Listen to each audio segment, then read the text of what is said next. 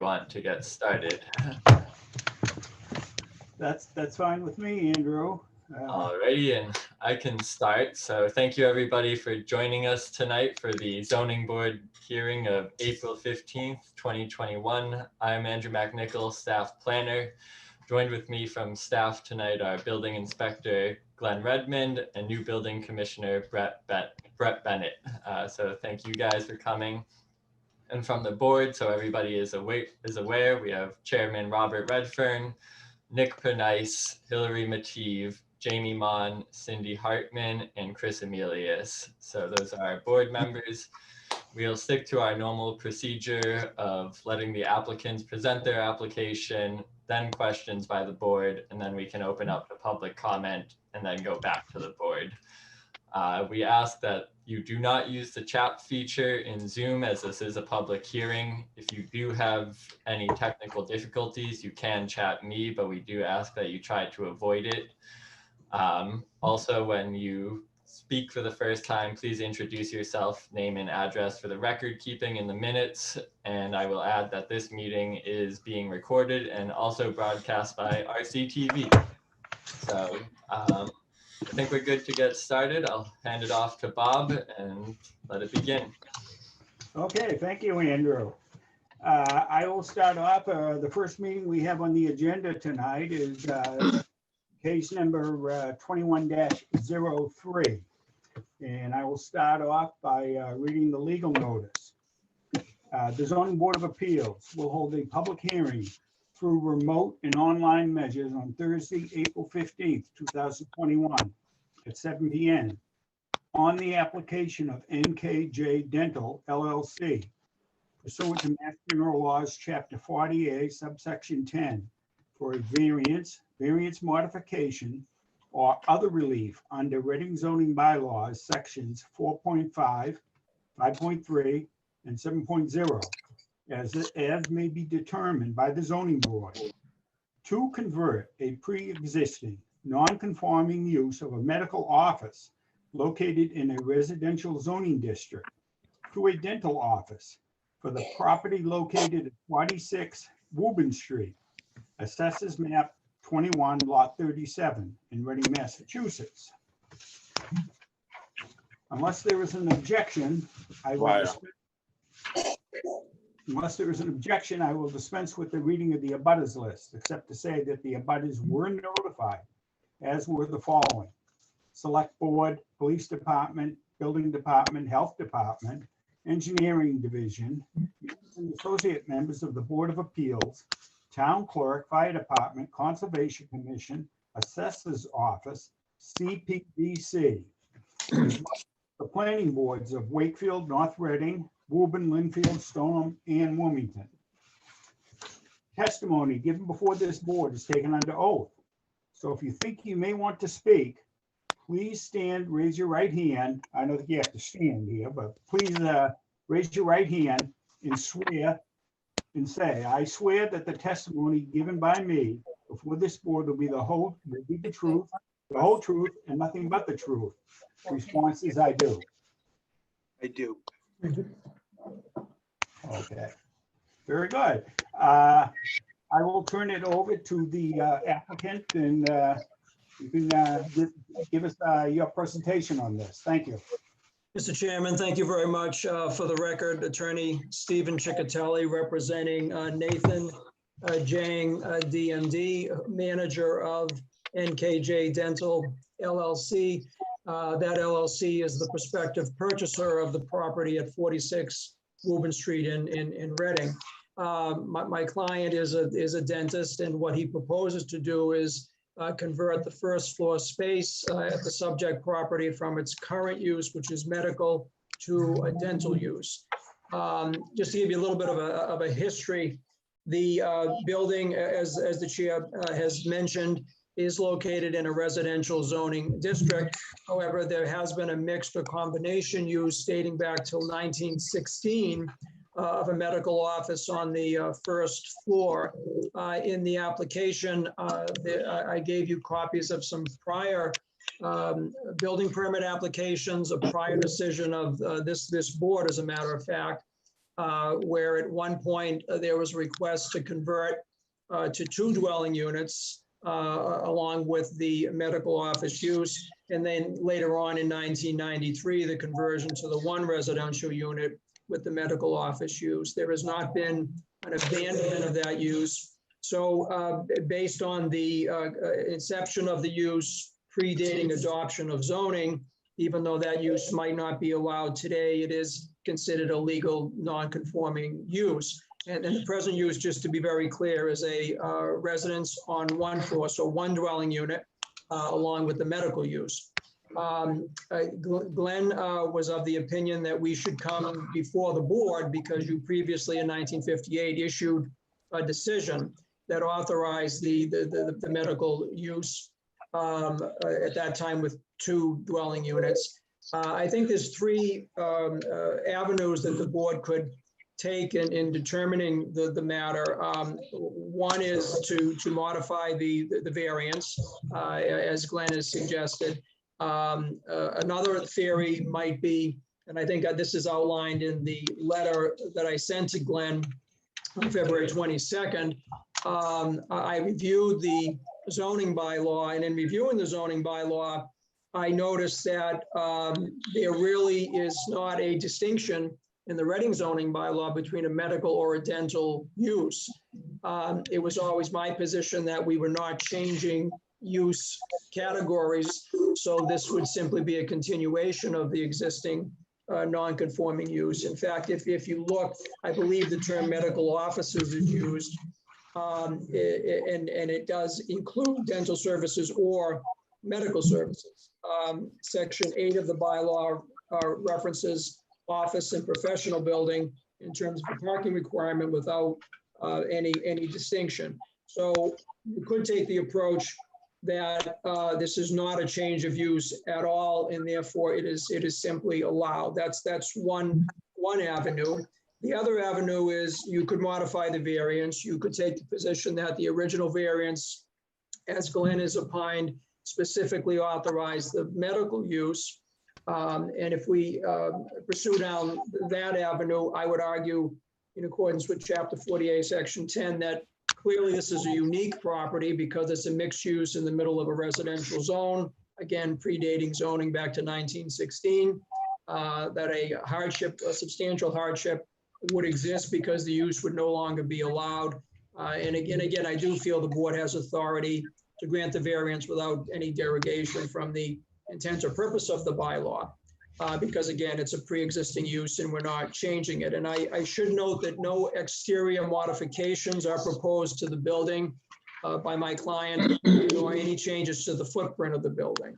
The other option, the third avenue, I guess the board could look at, is that if in fact you feel this is an alteration to an existing non-conforming use, some sort of finding under Section 7, that the proposed alteration, i.e. the conversion of the first floor space from medical to dental, is not substantially more detrimental to the neighborhood than the existing nonconformity. And again, I would respectfully submit that we're really not changing use categories as they're defined in the state building code at all. And I don't think we're changing use categories as defined in the local bylaws. Some towns do make a distinction between medical and dental use. I was not able to find that in the Reading bylaw. But again, Glenn thought it would be appropriate to come before your board where you did have an existing decision on record authorizing the medical use.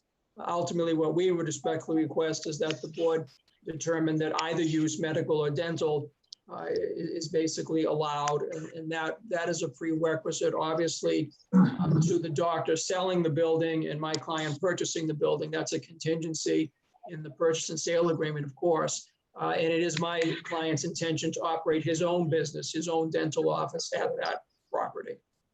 I'd be happy to answer any questions you may have, Mr. Chairman, members. Okay, thank you so much.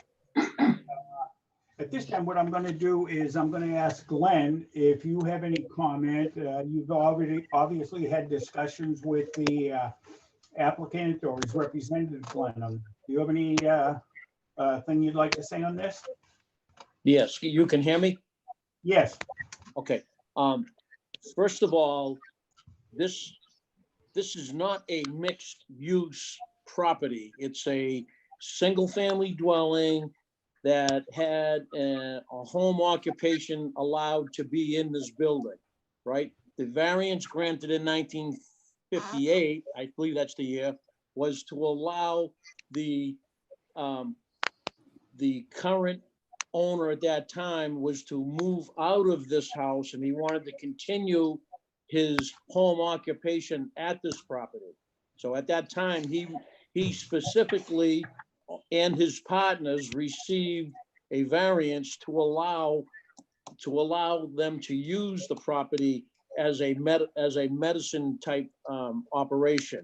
So it's not a mixed use building. It's a single family resident that was allowed a home occupation. So Okay, I feel the best way to get through this properly legally would be to modify that variance for the new applicant. I see. Okay, well, thank you, I Glenn. mean, a mixed use would allow different uses to enter this property and operate, and that can't happen. It's a single family dwelling with a home occupation that received a variance to allow that homeowner to move out of the property and continue his use. Okay, that sounds reasonable.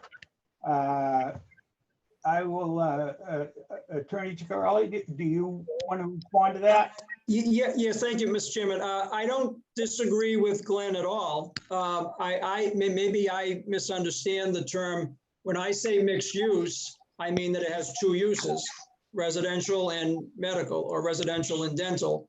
That's all I mean to say. Otherwise, if it was two units, two residential units, it would be a residential building. If it was all offices, I would say it was a professional office building. But so my understanding of mixed is just that it's residential and medical. So my client's really asking for the same thing that the doctor asked for in 1958. The only difference is we're not asking for two dwelling units. We just want the one, which I believe occurred in 93, and he wants to put his office. So he's asking for the same thing. I just want to be honest with the board. It will still be on the second floor residential, but it will be dental on the, so I use the term mixed use because it's two different use categories. I might be using the wrong terminology.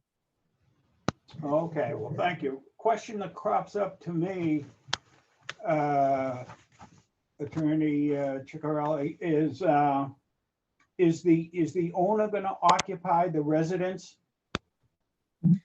I can defer to Nathan on that, I guess. There's a tenancy in there right now, but after the tenant leaves, that's the chair's question. Okay. Nathan, you can answer that question, Nathan. Yes. So after the tenant, the term expires, the plan is for me to move in to the second floor of the building. Okay, thank you. That will be helpful, and I think for the board's information on this then. Yep. Okay, Glenn, if you're all set, no further questions. No further questions, but a comment. Yeah. It's a mixed use in one aspect that there's two different uses in the building. But if you read the definition of a mixed use in our bylaw, that's a combination of two or more permitted principal uses. And it doesn't have two or more permitted principal uses. The principal use of this building was a single family resident with a home occupation. Okay.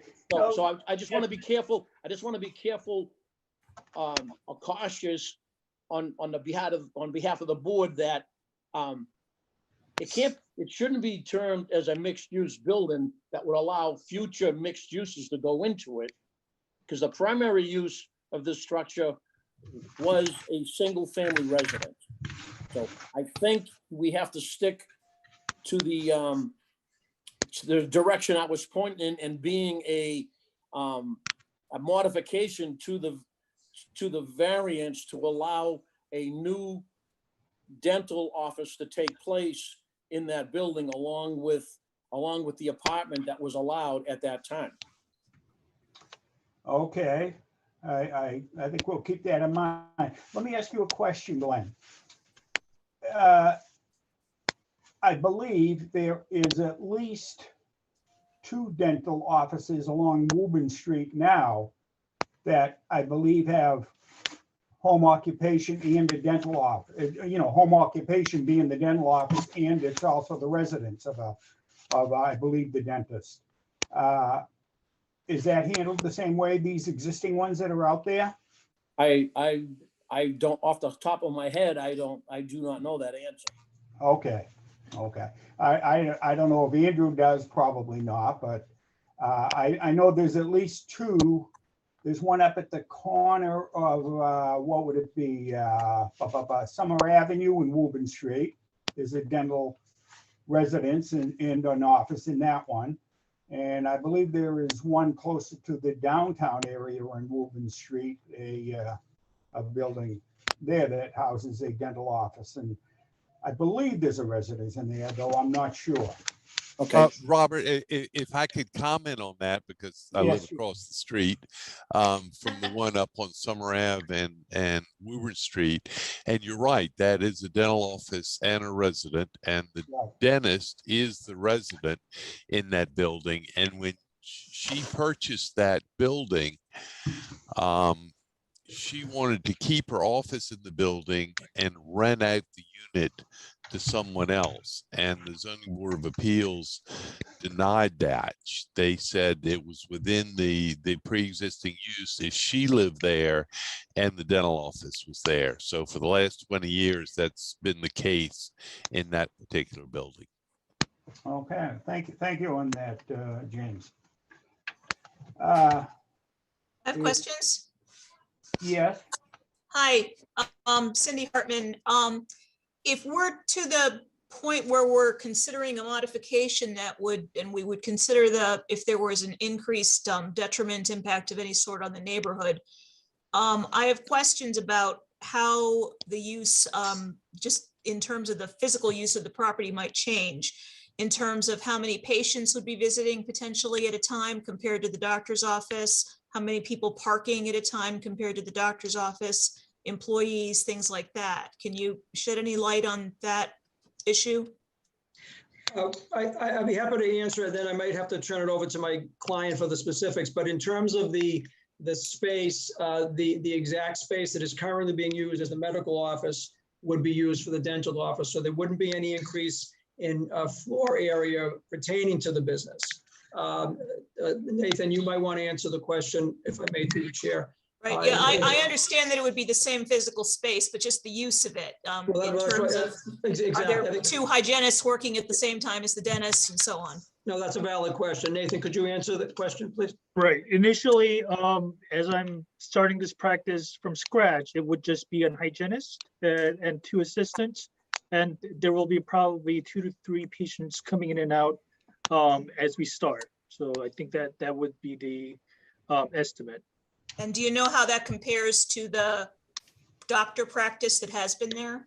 I can't really say for sure, but I know they have much bigger staff because they have been in the location for a longer time, and they do have more staff doing a lot of billings and nurses as well. So it actually would be smaller. Cindy, Dr. Green is in the meeting, and he has been there for a long time. Oh. And I bet he could answer that question. Dr. Green? And yes, we would see up to 40 patients a day Oh, okay. in that facility, and we never had a parking problem. In fact, even hopefully that's because we were efficient in getting people in and out, but with proper. Might also say that building has housed a doctor's office and residence since its inception.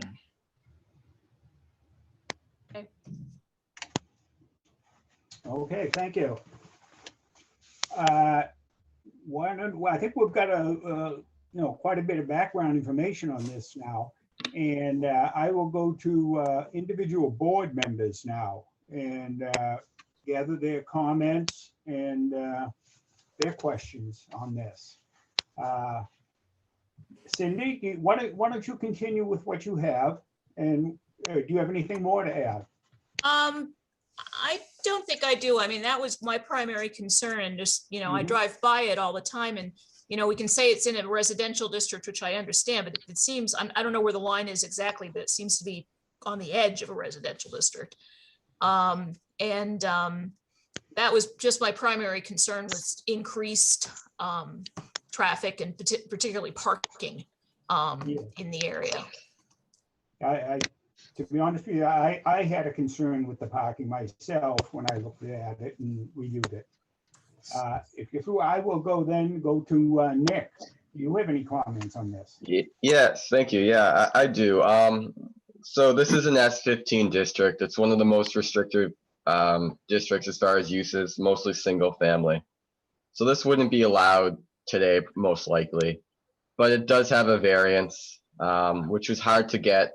And the variance, I believe, runs with the land. And as long as there isn't an abandonment of use, that variance should hold. So I think we're here to figure out, is this a substantially similar use to what was there before without being more detrimental? And I think if this is, if I heard correctly, it was owner occupied, and it will continue, Nathan, to be owner occupied. Okay, so I think that's important. Just like we have accessory dwellings, which have to have the owner live in the primary residence. This is that can draw parallels to this use. Barring any more detriments to neighborhood, I don't see that yet. So to me, this seems pretty similar. And as was pointed out, the zoning bylaws are a little ambiguous as to office/medical facility and what's what. But I think we can look past that, because as a board, we have that discretion to make that determination. As far as how we make that or what we're voting on, I think the modification of the existing variance makes sense. I was going to say just doing some sort of finding, but I don't know if that's the same thing as modification of the existing variance. So that's all I have, Bob. Okay, well, thank you, Nick. I will go to Hillary. Do you have any comments or questions you'd like to bring up, Hillary? I think Nick pretty much covered it.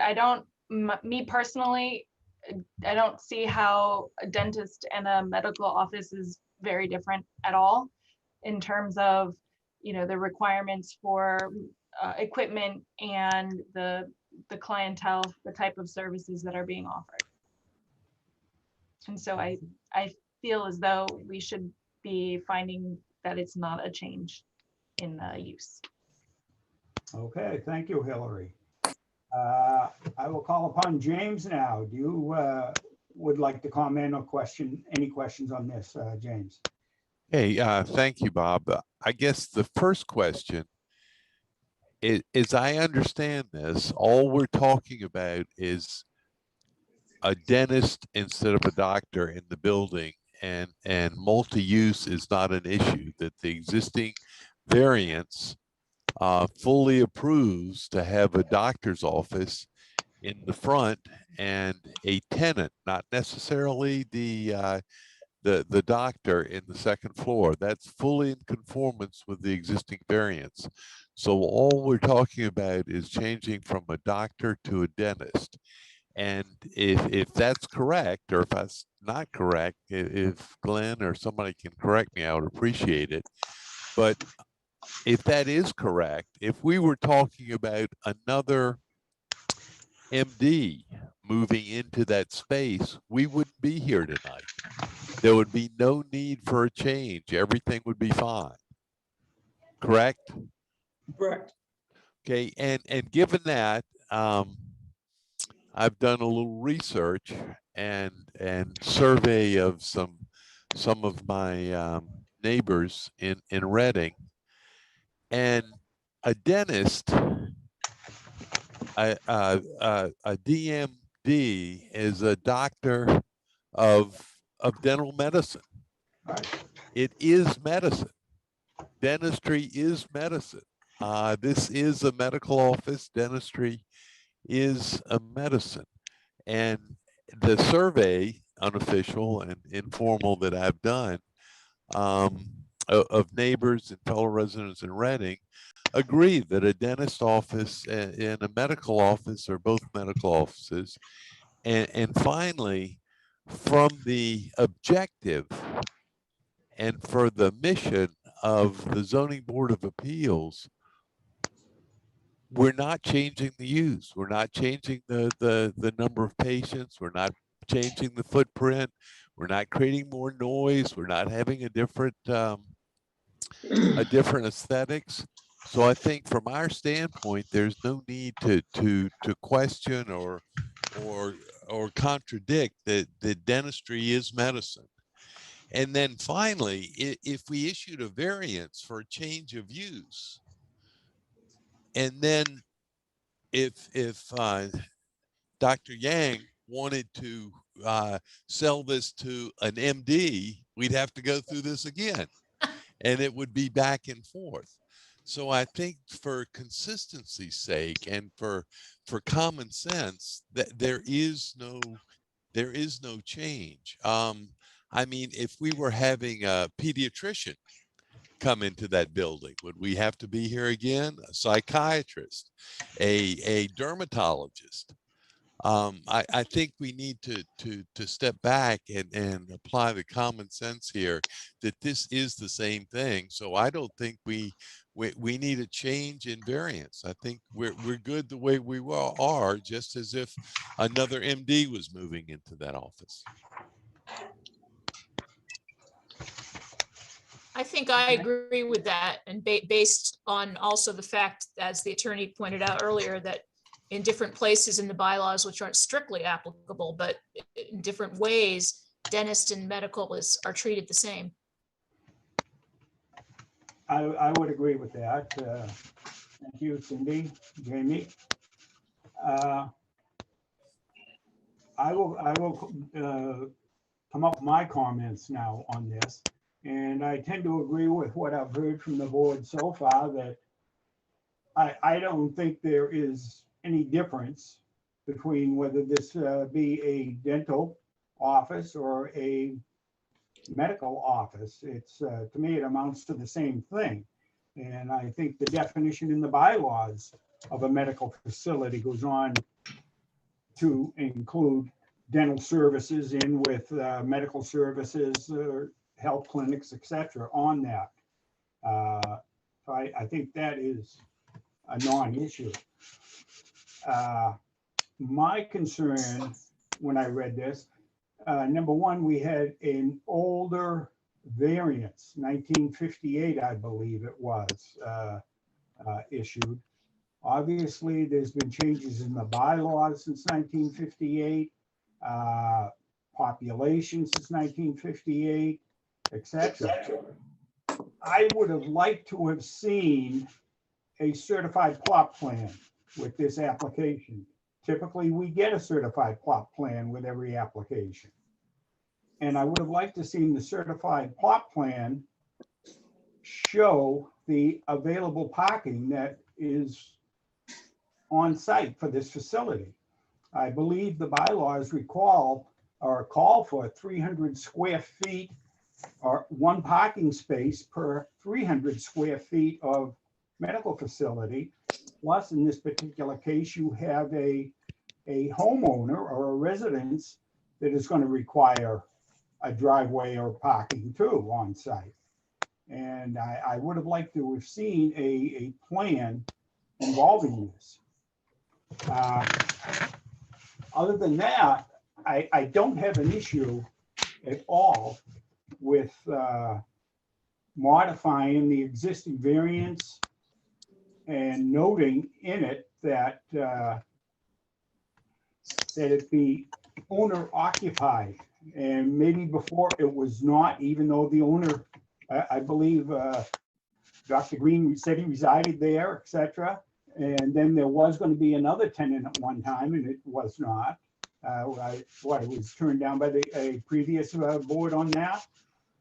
But I think we can make that a condition, even if we modify, basically a modification of the old variance is a new variance generally. But I think it would be a little easier in that you're not changing the use, the designated use of the property from what the other variance was. And that's kind of my feeling on this. If the applicant and his attorney would like to comment on that, that would be fine. Mr. Chairman, my only, and I'll apologize on the plan, but in the application, it states that if we're not changing the footprint, that the plan wasn't required. So we were just trying to get this before the board as quickly as possible, given the constraints of the purchase and sale agreement. So I apologize for that. But in terms of that 58 variance, I believe, and Glenn can correct me, but I believe the intent of that was to allow 2 dwelling units and it be non-owner occupied. So you might just want to be careful if you're modifying it that you indicate that we only have the 1 dwelling unit. Right.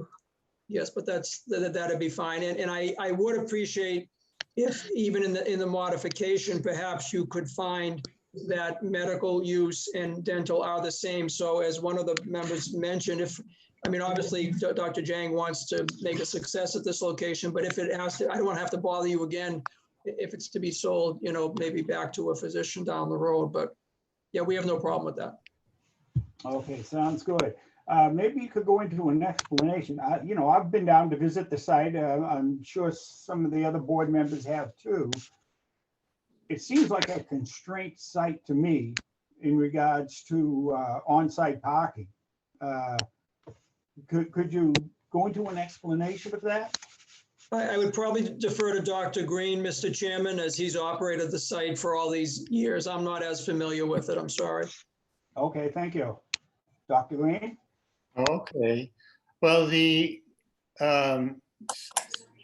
front of the building, there's never been a problem with people finding a spot either there. And actually the church across the street, I'd have to double check on it, used to allow us to use that for excess parking. And also going up, I think it's Linden on the right-hand side, that is not a very busy place that people park. And so within a block, there is lots of parking on the street. And in fact, I think the dental office down the street uses on-street parking. When you say down the street, heading towards the square? No, the other way. Okay, up at the corner of Summer Avenue and Woburn Street? Yeah, but even not that far down. Okay. So, Okay, so there's maybe another one that I'm really not aware of then. yeah, There's one on the northern side of Woburn Street between those two. Oh, yeah, I think so. Yeah, closer to Highland. Between Bancroft and Shoot. Yeah. Yeah, it's halfway between this property and the train station on the Right. opposite side of the street. Andrew is And- bringing up a, Yeah. And actually, that dentist requires you to park on the street and call to get in during the pandemic. Right. Okay, but I believe the bylaw calls for on-site parking, though. Does it not, Glenn? Yeah, I've got a few comments on all of this. Okay. All right. Steve is correct. A site plan was not required for this proposal because we're not doing anything to the exterior of the building or the lot that requires one. Yeah. And the variance in 1958 eliminated the requirement to be owner occupied. So the owner occupied went away with that particular variance. That variance was granted for a specific doctor and his partners. That's why I sent or requested Steve to come to the board for that particular reason. So there's no issue with the parking until they change the parking. There's no issue with the plot plan or a site plan until they change something out in the parking lot or the building that would require that. And there's no requirement currently for it to be owner occupied. My biggest concern was that it was for a specific doctor and his partners at that time. So I was trying to, and I sent it to the board because I felt uncomfortable in allowing somebody to go in there and then get second guessed by the public or by the zoning board of appeals. Okay, thank you. So that's why I thought a modification of the original variance would be the easiest and quickest way to continue the use of the building with a new doctor or medical use, being the dentist. Okay, very good. Mr. Chairman, if I could ask Glenn a question. Yes, It's my understanding the variance goes with the property, not the doctor. So that variance is on that property, and every time a doctor changes, every time an occupant or owner changes, they don't have to go for a new variance. Normally it would. I just have a problem because it was specifically for a specific doctor and his partners. So obviously that variance can't run with the property forever.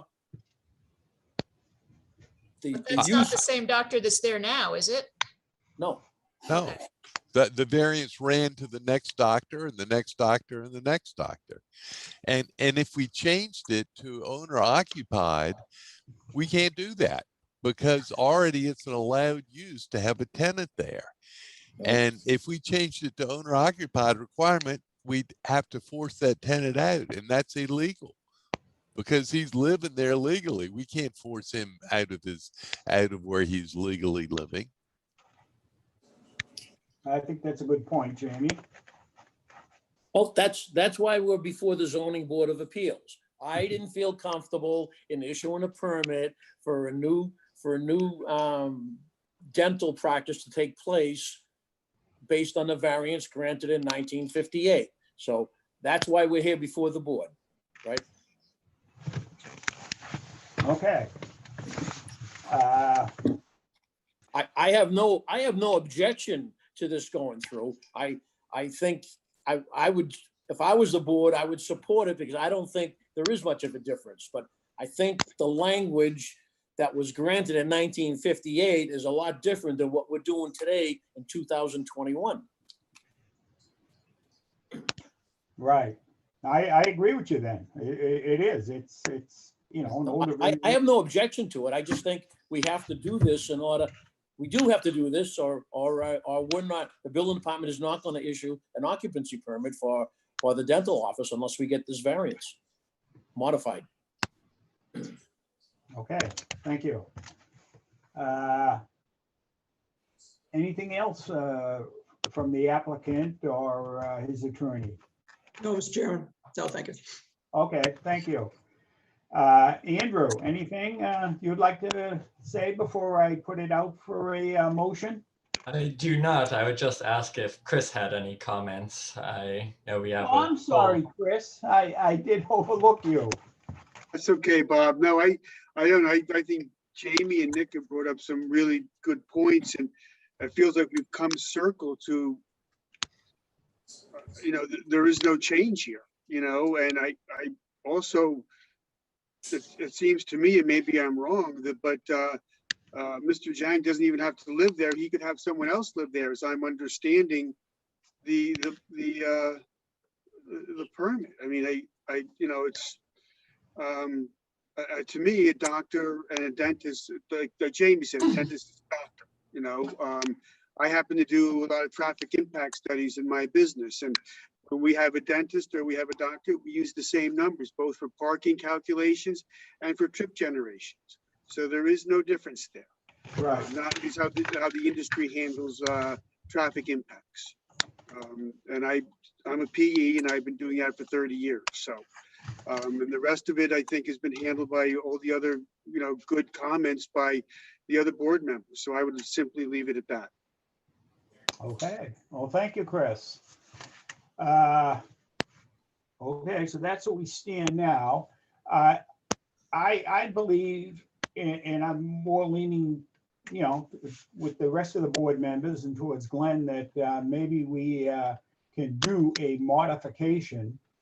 I think the modification is, in all manner of speaking, going to be a update. Let's put it that way, an update to the original variance. It's going to have a 2021 date on it. It's going to have 2021 comments on it, etc. On that. I think the dental office, certainly, as we've said, is just a continuation of the same type of service that was offered before at that locale. So if that's the case, I would accept a motion from a board member on this particular case now. Robert, can Excuse me. Can I Yes, hi, can I suggest something? I mean, I guess I don't like the word modification because we're not really modifying anything if we're in agreement that nothing is changing. So I think it would, the more appropriate and possible word be a sort of a reaffirmation, or that the and just a confirmation that the use is that the changed use is still permissible under the existing variance. I certainly could support that, Cindy. We might be able to work something up like that, and I think Andrew helps us very much so, and with the wording and how the town and the building department would feel comfortable with this. I think what we're saying, a modification and stuff, and I think what Glenn maybe was uncomfortable with is the wording of the original variance specifically stated it was for a doctor, a particular doctor at that time. And I don't know if it was Dr. Green at that time, or I forget now. Not that old. No. You don't go back that far, huh? No, I started in the 80s with Dr. Hennendale. Okay. So I think that's what Glenn was getting at. Correct me if I'm wrong, Glenn, but it was more specific, the original variance, in that they were naming, the specific doctor that was involved in it. Right. It was the doctor that was legally there as a resident, and he decided to move to another location, which would void his medical practice staying there. So he had to get a variance for that. Right. So we got to keep remembering this is an S15 district. So I just felt uncomfortable in moving forward with a new dentist, unless we got this taken care of through the ZBA somehow or some way. And I would hope that however, whatever decision we come up with, that we can write it up, that makes it easier for the next medical person to come into this property. I think we can. I think we can do that. And I agree. And I know we were talking before about possibly like a condition of owner occupied. I think that maybe was not a good idea. Right. If we just leave it the way it is, obviously, Dr. Jang may live there after the current tenant has left. He may live there for a few years and decide, geez, I'd like something a little bigger or whatever. And maybe he would rent to his hygienist or just to somebody that works in the practice with him. Who knows? And as a matter of fact, originally in 1958, the variance was granted for a medical office and 2 apartments. Yeah. But after that, sometime before my time, the first floor apartment got eliminated when the medical office expanded. Yeah. So they lost their right to have 2 apartments at that time. And at that time, they had 1 medical office and 1 apartment up above. Okay. So. Okay, I think if we do that, as Cindy said, just go in and just affirm that, you know, the dental office is a continuation of the same type of Fine. facility.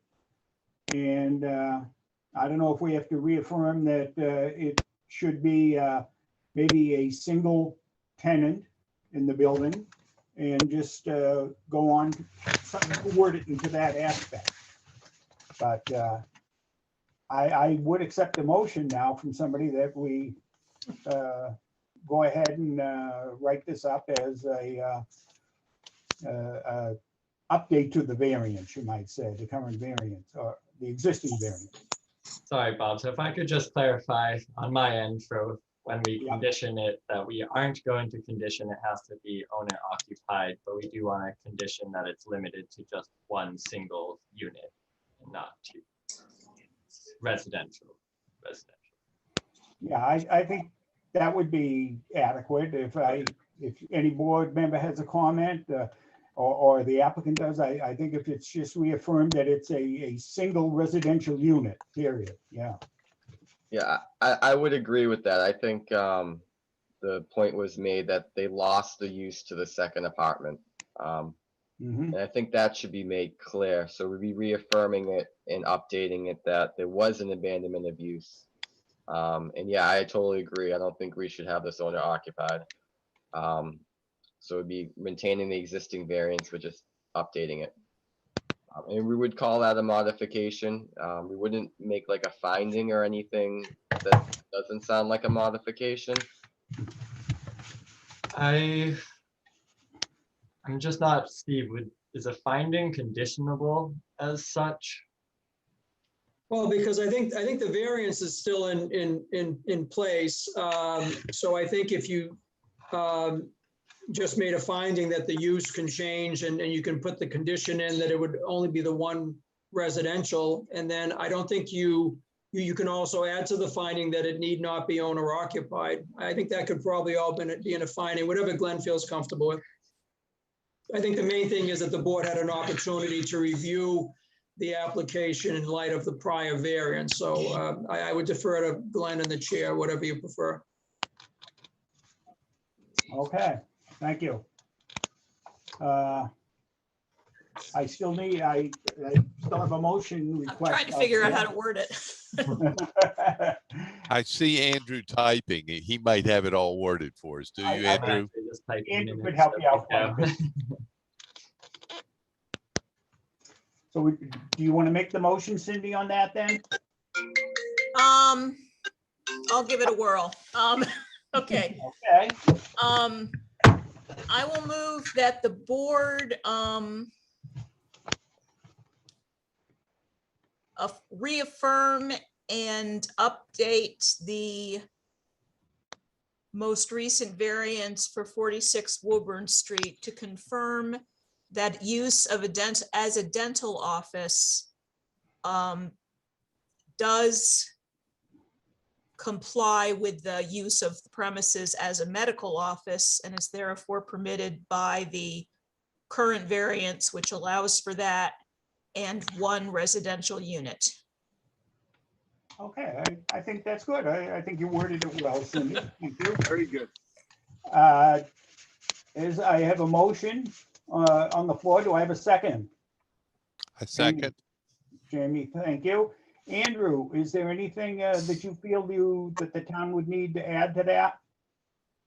I don't think so. I will have to go back to the video just see Sure. what Cindy exactly said, but Oh, you weren't typing that down word for word. I'm typing as fast as I can. No, I think that captured it all, and I think that I can draft up this finding with the conditions discussed and send it for review.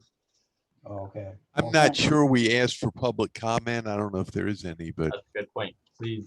Good point. Thank you, Jamie. Is there anybody from the public at this Zoom meeting who would like to comment on this? Okay, hearing none, I will close the public portion of the meeting. Thank you. And if there is no further comment from board members, we Can I have a make one comment? Oh, Nick, go ahead. Yeah. I know we're not doing a finding, we're doing modification, but instead of calling the reaffirmation a condition, can we call that a finding? I was actually under the opinion that we were doing a finding that. Oh, yeah, okay. That this was a reaffirming. Okay. Sounds good. Okay. That'll be fine, I think. Okay, we have a motion on the floor and it's been seconded.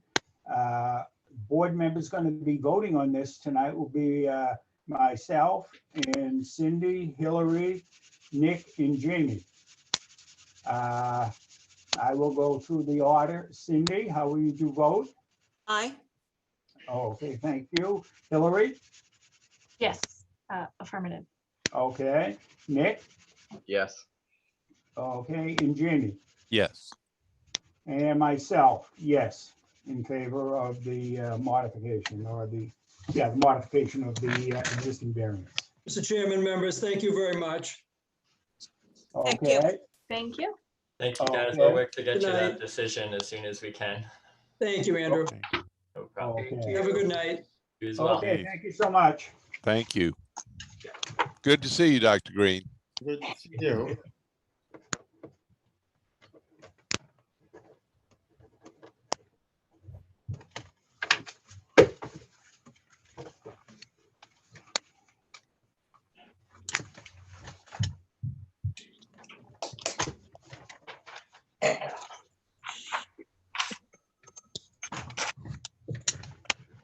Okay.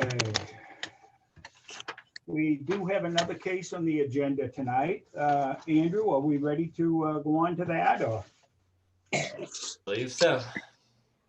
I thought I did see the applicant here with us, so.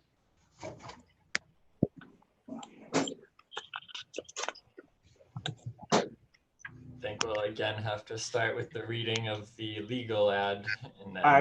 I will do that then. Okay, so we're ready to start on that, sure. CBA case number, go ahead. Oh, no, CBA case number 21-04. The Zoning Board of Appeals will hold a public hearing through remote and online measures on Thursday, April 15, 2021 at 7 p.m. The application of William C. Penny pursuant to Mass General Law, Chapter 40A, subsection 10, for a variance under Reading zoning bylaw section 4.6, 5.0, and 7.3, and as may be determined by the zoning board, to construct a two-story addition with a non-conforming front yard and side yard setback located at 120 Howard Street, Assessors Map 10, Lot 119, Reading, Massachusetts. Unless there is an objection, we will dispense with the reading of the above, except to say that the following abutters were notified, as were the following: Select Board, Police Department, Building Department, Health Department, Engineering Division, members and associate members of the Board of Appeals, Town Clerk, Fire Department, Conservation Commission, Assessor's Office, CPDC, as well as the planning boards of Wakefield, North Reading, Woburn, Greenfield, Stoneham, and Wilmington. Now, the applicant's here, I believe, with us. Yes, I am, Mr. Chairman. Okay. If you can hear me. Testimony given before this board is taken under oath. So if you think you may want to speak, raise your right hand. And I swear that the testimony given by me before this board will be the truth, the whole truth, and nothing but the truth. Response is I do. I do. Okay, thank you. I think the floor is yours, Mr. Thank Penny. you. You can give us your I will request. appeal here, okay.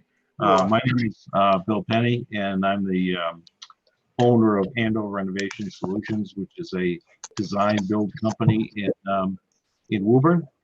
And I'm representing the homeowner, Timothy Mello, which is, I believe he's on here as well. They came to us and asked us to put together a design primarily for a master bedroom with a garage below. The reason being is that his fiance was moving from Texas with her 2 children and needed some additional space. They would like to have a garage to be able to keep both their vehicles. The existing garage that's on the property is so narrow that it's really not usable as a garage. It's more of a large shed, because you could probably put the car in there, but you'd never get out the door. So anyway, that was the design criteria, was where can we get put a 2-car garage, and where to add another bedroom. And it's a very odd shaped lot. It's a non-conforming structure, and the only place I could find that could accommodate what we're looking for was the left side of the building.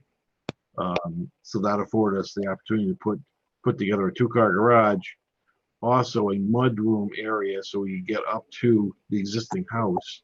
The house is quite a bit higher than the grade at that property, and the only way to locate it was if you moved it back from the street to accommodate the 20-foot setback. Now you're too close to the side yard setback.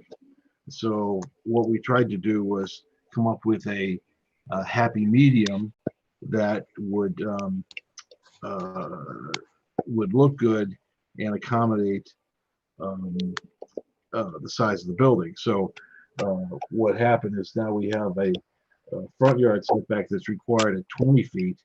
The building itself is at 18 and a half roughly, and we're looking to make that 13.6.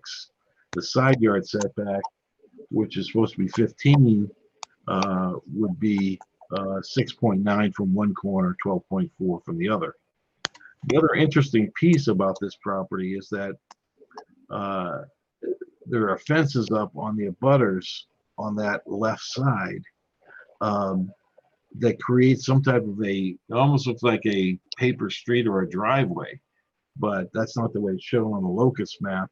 Is that the fences have been put with I don't know if you guys have been out to the property, but it almost looks like there's a road or a driveway between the backyards of the houses that are on West Street and Howard Street. So what we're proposing is a variance based on hardship of lot shape or size that our owner here is suffering a hardship because of the way the property was originally surveyed, and with this extreme angle in the back, it really affords him no place to have a decent sized garage or a place where we could even add a bedroom. That's in fact, the frontage, which is supposed to be 100, is only 88.0.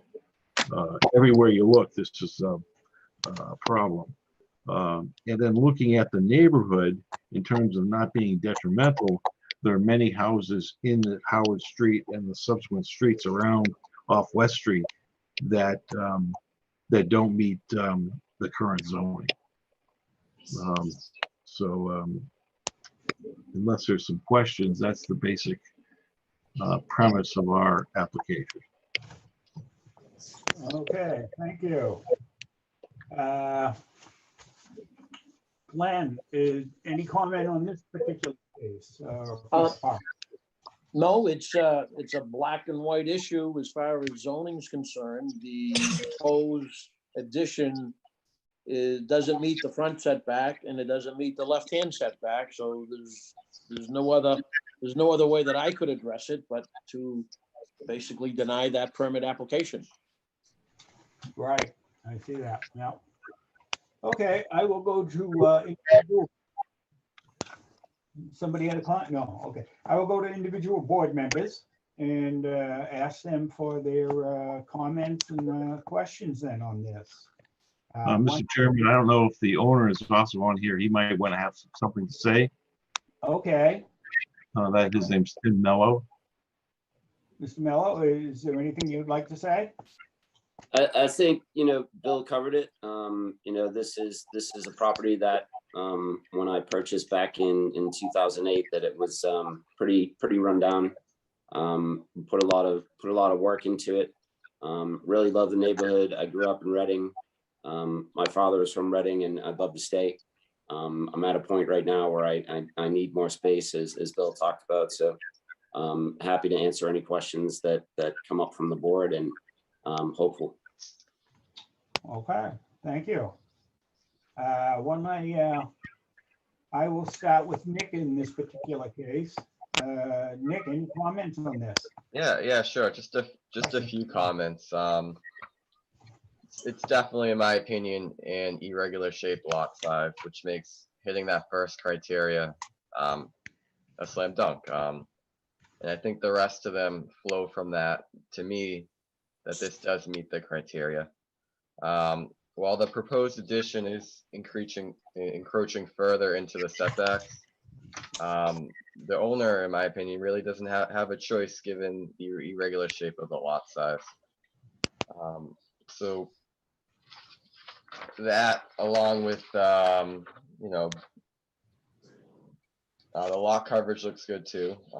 I don't really have any issues with this application. Okay, thank you, Nick. I will go to Jamie now. Jamie, any comments on this? Questions? Yeah, I think that the infringement to particularly the side lot is significant. We're less than 7 feet from the side lot. That in my mind infringes on the character. If his neighbor was also within 7 feet of the lot line, that would put the two buildings within 14 feet of each other, which in my mind is in direct opposition to the zoning bylaw and the purpose of having these setbacks. And I'm also personally having a little trouble understanding why not having a two-car garage is a hardship. If you drive around Reading, there are many places that don't have two-car garages, and they don't consider that a hardship. So I'm certainly interested in what the other board members have to say, but I have some problems with this variance. Okay, thank you. Hillary, I will ask if you have any questions or comments. Your mute is on, Hillary. Sorry. That's all I right. want you to hear the kids running around. So I do have a few questions. I am sympathetic to the position that you are in. And the existing garage is rather small, but I'm curious as to why we aren't, I don't see the, I would like to see the reasoning behind moving it, not reusing that garage footprint and putting it off to the front of the house. That's one part that is is concerning to me, as well as the addition now brings the character of the house. It switches, it kind of pulls that garage that you had along the back, brings it out in front, more in front of the existing house. Those two things kind of take away from the character of the existing house and the street, in my opinion. Okay, thank you. Mr. Chairman, can I answer those questions? Sure. Andrew, would you mind putting the plot plan up that shows the plan view of the addition?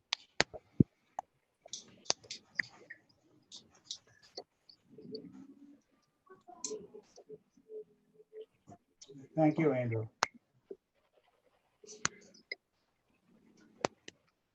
So if I can respond, the main reason why the garage is attached is because it was really to get a master bedroom. Where do you put the master bedroom in it? We can't have a detached garage with a master bedroom. So that's why, you know, in designing this, I tried to find the most logical place to add a bedroom on this property. The other thing that we tried to do from a design standpoint, if you notice in the elevations, is by using dormers instead of building a two-story structure. We tried to keep the look of this addition smaller than the main house, so it didn't detract from the cottage style bungalow look that the original architect had. But that's the only way I could figure out how to get a hallway so we can get to get access to a master bedroom with a bath. And that's why we didn't consider a detached garage replacing the existing really unusable garage. And there was one other question, I forgot what that was now that was talking about the design. Yeah. Why you can't just do it from the back, more or less where it is now? I mean, I understand you know, you need to have a certain amount of width, but you do have this 18 and a half, more than 18 and a half, where you aren't, if you were to attach a new garage that has the same size in that corner where you have the 8 foot by 8 foot there.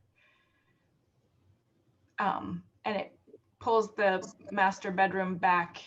What I'm having a problem with is you're re-establishing a new non-conforming front and 2 sides. Whereas if we were reusing something in the back, you already have non-conforming structure in the back that we could reuse and keep the 18 and a half driveway. 18.9. Right. Okay, thank you, Hillary. I don't know if we want to go on with this, or does the applicant want to respond to Hillary? Yeah, so if I could respond, so I think when sure. you, on that side of the house, the neighbor's house is actually on that property line. So if we were to go on that side, we'd literally be within a foot or 2 feet of the neighbor's house on the right side. Where we're proposing on the left side really doesn't infringe on my 2 abutters on that side, because their houses are still a significant amount of footage away from, I don't have the exact measurements in front of me, but the other structures on the left side of the house are much farther away. On the right side, it is a situation where that 18-foot line, and I'm surprised it's actually 18 feet, but those neighbors that house is on my property line. If I could, Mr. Chairman, as I understood what Hillary was suggesting, which made sense to me, was not put the addition on that left side, but keep that existing 18.9 foot corridor as a driveway and have the addition on the back of the house, which would meet the setbacks. If we could look at the plot plan again, it appears there's plenty of land in the back where you could build that addition and then just use that existing driveway. You might have to remove the existing small garage, but use that as a driveway to get to a garage and a bedroom above that garage in the back of the house, and no variance would be required. Okay, thank you for that comment, Jamie. You know, look at it. Hillary, no further comment? No further comment, thank you. Okay, Cindy, comments, questions? Hi, yeah, Mr. Penny, I'm glad you mentioned that about those fences and what, I took a look at it and I was wondering if there was some kind of legal easement or passageway or something there. Can you just explain for me, because I was trying to visualize it, the two fences are there that are there with the gap in between? Is one of those fences belonging to 120 Howard Street on the property line to the side there? That's correct, but it's not the property line. So the previous owner had erected that fence, and I don't know this for sure, but my theory is that that owner didn't want to go through the expense of taking all of those large trees down. So he just sort of ran the fence along the tree line rather than running that fence along the property line. And then when I moved in here, that space, which I think is mostly mine, but some of my neighbors as well, was very, very neglected. Just it hadn't been cleaned up in a long time. So over time, I have been clearing all the dead brush and you know, the debris that's really in trash that have been collecting back in that area for a long time. So your fence is on the inside of the property line. Your property is actually larger than the fence shows. Correct. Okay. Thank you. The reason I was concerned about that was just because it seemed with the proposed addition did seem very, very crowded as I was trying to visualize it. And I did think, and even looking at the elevation, that it would not be in character with the neighborhood. I realize the neighborhood is a little quirky, but it just didn't. It is. The houses on my side of the street are extremely close to each other. Yeah. For Reading, since this house was built in 1926, I believe the house right next to me was 1928, as they're essentially the same design. And just for the board, I also have maintained a good relationship with all of my neighbors. The neighbors on the side, which I'm proposing this, I've spoken with them about it, and they're also, you know, very supportive. Okay, that's all I have, I think. Okay, thank you, Cindy. Chris, I won't forget you this time. Thank you, Bob. Comments or questions? It's a big addition, you know, and it's not just one setback, but it's two, the front and the side. I was kind of thinking when Hillary was talking and Jamie had chimed in, you know, I don't want to spend Mr. Mello's money easily over here, but if the existing garage were taken away and you picked up the proposed addition, both the garage and the second floor, and put it at the back of the building because the depth is good, you might need a little bit into the side lot line again, but you know, that would look like a better solution to me. But you know, I went by the house myself, and I'm looking at it at Google Earth right now, and the size of this addition is got to be 2/3 the size of the house today. So it's a pretty good sized addition, and you know, it's both setbacks. It's the side and the front. So I don't know. It's I'm not voting, but it's a hard one to swallow. That's all I have, Bob. Okay, thank you, Chris. Okay, well, everybody from the board commented except myself. I will go on record now as saying I went and took a look at it, and I tend to agree with the other board members. It's a large addition. I do not like the creation of new non-conformity with this at all. I'm wondering if a 24 by 24 addition is actually necessary, especially when you're asking for a variance. You don't max out something that you're doing. You're trying to, a variance usually allows something to be squeezed in because there's no other place to build it. And here you're maxing out the addition. on that. I was wondering if, number one, if the size of the garage or the addition could be curtailed a bit, cut down. Has there any thoughts been given in dealing with a lot of constraints here? A garage that may be a little different, maybe stacked parking in the garage, maybe single car wide, but double car long. So you can fit 2 cars into it, but it's, maybe the garage goes back to almost the length of the house. I don't know. And another question I had, what's going to become of the existing structure in the backyard that says it's a garage? Is that going to be maintained, or is that going to be demolished, or is it going to be used for cars? What's that? The plan was to basically use it more as a shed. Okay. For gardening tools, that type of thing. Right. It's just really too small unless you have a smart car. Tiny cars. Well, I know what you're talking. That's exactly the type of garage I have on my property. If I put my lawnmower, snow blowers in it, I don't think I could fit a smart car in it now. But right. I mean, this garage was designed in the 20s when the right, Model T, Model A car, Ford. Model A car is very small. Now, Yes.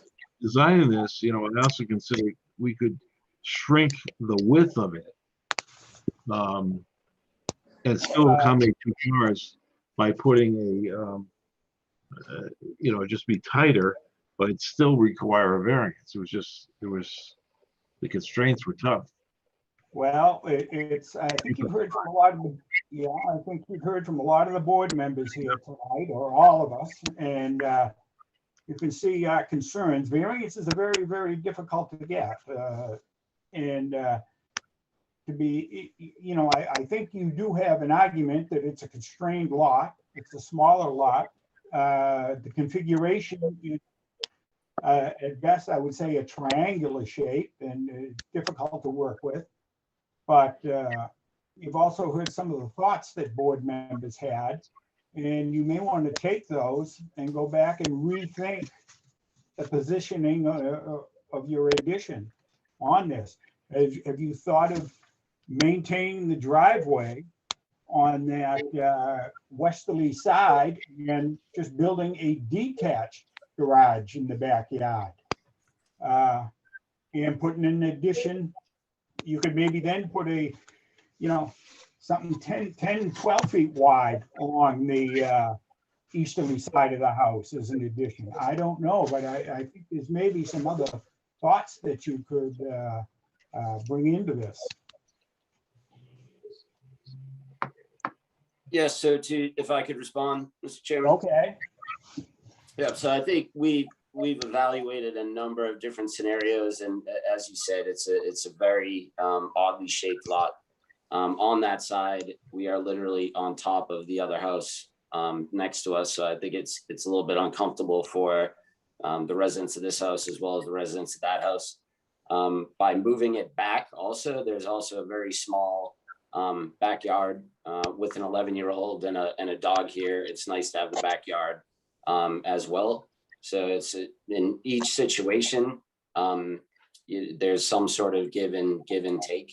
And after evaluating all those options that we feel this is the best option, as we could have it fit with the aesthetic, I think, of the neighborhood. This is that historic West End district. And then after speaking with my neighbors, they're supportive of it on that side as well as across the street. So I appreciate the suggestions. I think, I've run these scenarios through my head a number of times as well. And I do feel that this is the best option for this odd lot and very, very old house going on 100 years. Okay, well, thank you. I don't know, you say you need to support this. Do you have any letters of support from neighbors, or are the neighbors going to speak tonight or anything like that? I don't believe any of the neighbors are on the phone at this time, but I could certainly have them submit a letter to the board or have one letter that's signed by the neighbors around here. As I said, I have a great relationship with the neighbors here. I've been here almost 13 years and been in Reading for a long time as well. Okay, thank you. Nick, I saw your hand raised. Yeah. Hey, comment? Thank you, Chairman. I just wanted to make a few additional comments because I do take into consideration what the rest of the board was saying, particularly about encroaching further into the setbacks. Also makes me uncomfortable. But this particular application, I'm looking at me as one member, I'm looking at it a little bit differently. I really do think the applicant has done his due diligence, and even in taking into account the considerations of scaling back his proposed addition, it would still require a variance. So then you've got a question, is the scale back less detrimental than what he's proposing now? Probably not, in my opinion. And not seeing any of the public here, any of the abutters that were given public notice, I think it's encouraging that if there was an issue of the neighbors, again, the neighbor this year may not be the neighbor next year. I still think it's encouraging that there is no public comment or anyone here from the public opposing this. I think in that location, where it is in the front, if you look at the abutting parcel, it's where that parcel also tapers in. It's the tail end of that irregular parcel where there really isn't anything going on there. There's no activity. It's a good spot for it. I think if you try to put it in the back or the side, you're running into issues that were brought up. And even though it is encroaching into the lot lines further, it's in character with the rest of that block and that neighborhood where those houses are close together and probably don't meet the setbacks in today's zoning bylaws. So that's all I wanted to add. Thanks. Okay, thank you on that, Nick. That's fine. At this particular time, then I will ask is there anybody from the public? I'll open it up to a public comment. If anybody from the public is listening and would like to comment, feel free. You can call in. You can make your notice that if you don't mind, I have a question real quick. Okay, So you Andrew. raised a good point. What is the plan for the existing driveway, and would you need to create a new curb cut for your proposed new garage? Because could you just let me know? I had not planned on doing anything with the existing driveway or as we spoke about, that garage isn't big enough for a car, so the snow blower, lawn tools, all that's in there. I plan to remain at the same. And there's no curb on the frontage of this side of the street or the other side of the street. That stops, I think, right at the top of Howard Street and West Street. Okay, because just as an FYI, the engineering department has their driveway regulations, and you are not allowed 2 driveways on site unless they are more than 125 feet apart. So I don't know how they would look at it with your existing driveway versus new, but it might be worth doing some due diligence and checking in with them on the proposal as well. And Andrew, just because there isn't a physical curb doesn't mean you don't still have a curb cut and access to the public street. That's so correct. You would still need a curb cut, a new curb cut, even though there's physically a curb. Agreed. Yeah, I read that driveway, the regulations from engineering, and one of the things it says is that it's 125 feet unless specific indicated needs to contrary demonstrated. With only the frontage is only 88, so there was no way that you could do that again on a very small lot. I've always understood that to mean if your lot isn't at least 120 feet, then you don't get 2 driveways. That's the way I read it. I would agree, and I don't think that the board would want to approve a second driveway without knowing that the engineering department is also in support of that. And that's just me. I don't know how the other board members feel, but yeah. Okay, does the applicant see what the issue is here that's been brought up? The number of issues, yes. Yeah, okay, and so what was your plans with the existing driveway? I hadn't discussed that with the owner, but certainly if the engineering didn't require it, we would have to put the driveway to the new building. Because we're not bringing a car down that driveway. Yeah. So okay, it was required by engineering, who would take the driveway out. right. Okay, And apply for a new curb cut at a different location. Correct. okay, I believe I opened this up to a public comment, and Andrew, we have not heard any call-ins or anything from public comments, no? So if that's the case, I will close the public portion of this meeting and go to Mr. Penny and to the owner, Mr. Mello, on this now that you've heard comments from board members on this. Myself, now, let me ask on the size of the garage, looking at the elevation plans on that, you have a garage door opening in your addition, and then you have a doorway beside that, looking at the elevation. And that's what I was getting at. Does the addition have to be 24 by 24? Could that be reduced in size? Could that be pushed back to at least meet frontage of the existing house, etc.? And to me, that's what I was getting at, that I think some more thought could be put into maybe reducing the size of the addition, and that would then increase your setbacks from what's shown on the plan. But as you heard, and I think some of the other board members maybe had the same thoughts on it too, or were concerned, same concerns.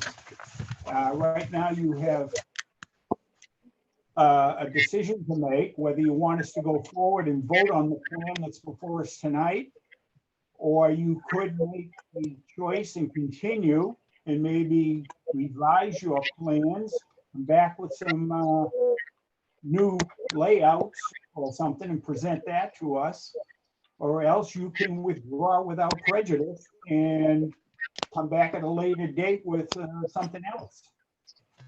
So basically, for your What I would suggest, Mr. Chairman, if it's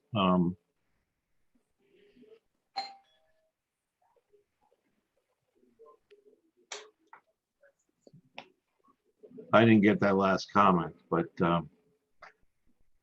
what I would suggest from without talking to the client, would be to continue this, and let's take a look at what we could do to make this so that instead of asking for 2 variances, we're asking for 1. Okay. I would be I'd be acceptable, or I'd look at a continuation. The board members, would that be acceptable to you? Hillary? Yes, that's acceptable. Cindy? Yeah, that's fine. Okay, yeah, I assume Nick, Jamie, that would work for you, continue it, yeah. Yep. Andrew, what is our next date where we could hear this? I think we have a meeting, what, May 6th? We do have a meeting on May 6th if the applicant feels that that is enough time for them. And if not, our next meeting date, if they want to get more time, would be May 20th. So Also, May 4th or May 6th falls on town meeting day 4, so there is a chance that it wouldn't happen anyway. Yes, that's a good note. We don't expect that, but there is always a case that that could happen. I don't know. Have you read the warrant? You might be. I think we're going to be using it every day, Andrew. So pack your Yes, lunch. sir. Okay, I will ask the applicant, or Mr. Penny, would May 6th work for you, or would you prefer to go to May 20th?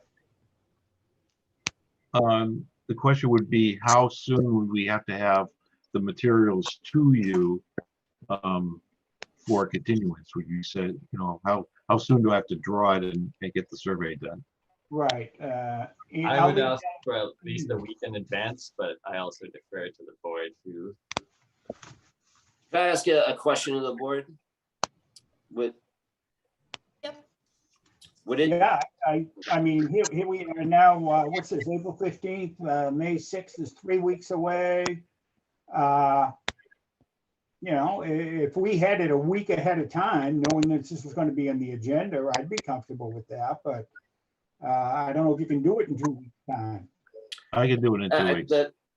The question would be if we were to come with the same proposal with the letter from the neighbors signed with the abutters, would that change the opinion of the board, or is the board strongly recommending to change the dimensions? Speaking I for say the myself, latter. Yeah. I think that's up to you. We can't tell you what to do. You can only make your own mind up based on what you've heard the board's concerns are tonight on that.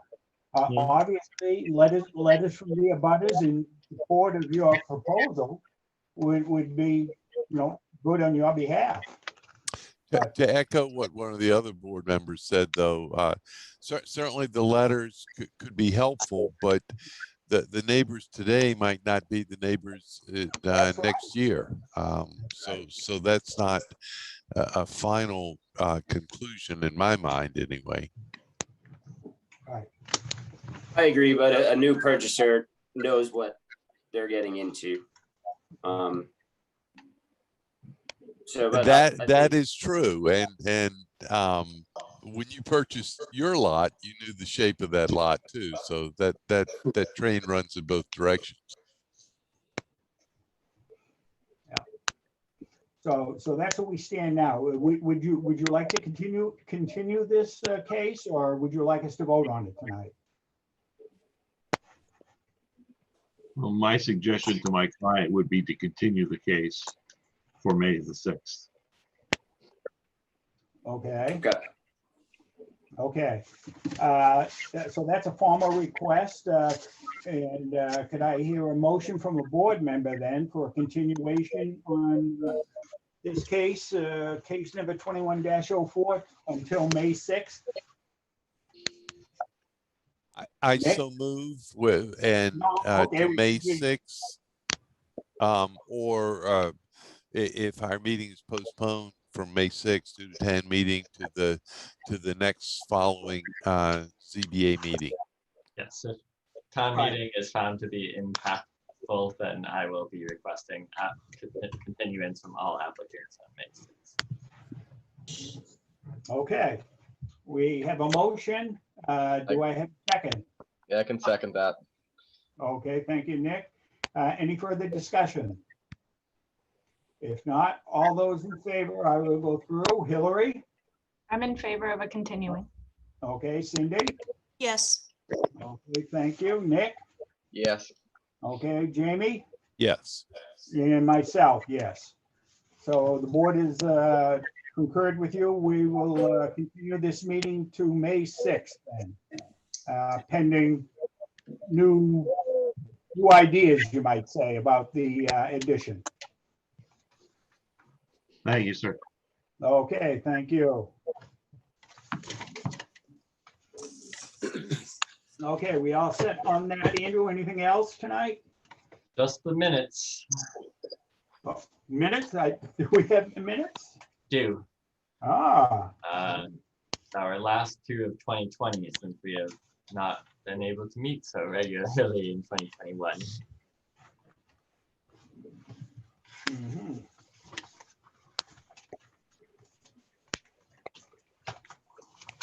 Well, I didn't, to be honest with you, print them out, or I don't even know if I got any minutes recently, but. There were 2 sets of minutes attached to the last email Okay. about this meeting.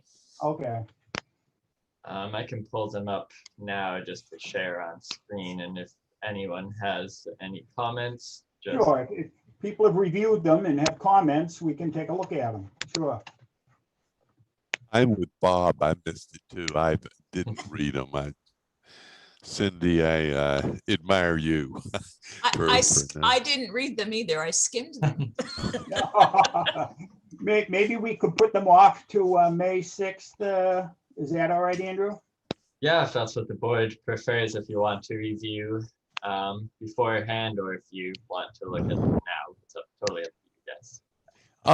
Andrew, along those lines, if we do have comments, I think you told us at the last meeting the best thing was to make those comments in track change mode and send you the Word document. Am I remembering correctly? Yeah, if you have the ability to do such, you can always do that, or we can just make them here at the hearing. That's my preference, but. Yeah, I always think doing it together is preferred so that everybody knows we're looking at the same set. And avoid any confusion. I see. So just verbally during the meeting, say on line 6, right, paragraph 2 or whatever that suggests these changes. Yeah. I'm just wondering what we might be able to do, and I don't mean to complicate this, but if I did have any comments, and I don't know if I will, if I made those changes and track changes and then shared my screen, so I don't have 2 screens here, so. Yeah, that's fine as well. Okay. And then maybe I'll try that. Yeah, whatever works best for you. If I can remember to read them, maybe Cindy will remind me. Look at the attachments Yeah, to the email. that's right. Yeah, we always try to include them in the original packet in the email, but sometimes they're done a bit later, so we forward them as soon as they're done. Right. Other than that, I don't have any other business. It looks like Brett disappeared. I was going to ask if he wanted to introduce himself. This is our new building commissioner, Mr. Brett Brennan. So. Oh, there he is. He's back. Yeah, there he Yes, is. I'm here, just Would you like going to to say learn the ropes and to see the process. So happy to be aboard and nice to meet you all. Good, thank you. Thank You're you. welcome. Just so you know, Brett, for future meetings, most building commissioners always leave once the applications are done. You can always feel free to stay for minutes, but most likely get out as early as they can. All right, thank you for that advice. I appreciate it. Welcome. Thank you. Okay, if we, no further business, Andrew, then? Nope, I have no major planning updates besides look forward to town meeting, and we do have some zoning amendments as we've discussed before on the outdoor dining. It shouldn't impact ZBA really at all, but as always, you're more than welcome to comment on such. Okay, well, thank you. If that's the case, then I would accept a motion for an adjournment tonight. Move to adjourn. Okay, do I hear a second? I'll second it. Second from Hillary. All those in favor? Aye. Aye. Aye. Aye, yes. All right, thank you Okay, guys for see the you in a wonderful couple comments weeks. tonight, and yep, see you in a few weeks. Good night. Thank you. Good Good night. Good night. Good night. Thank you.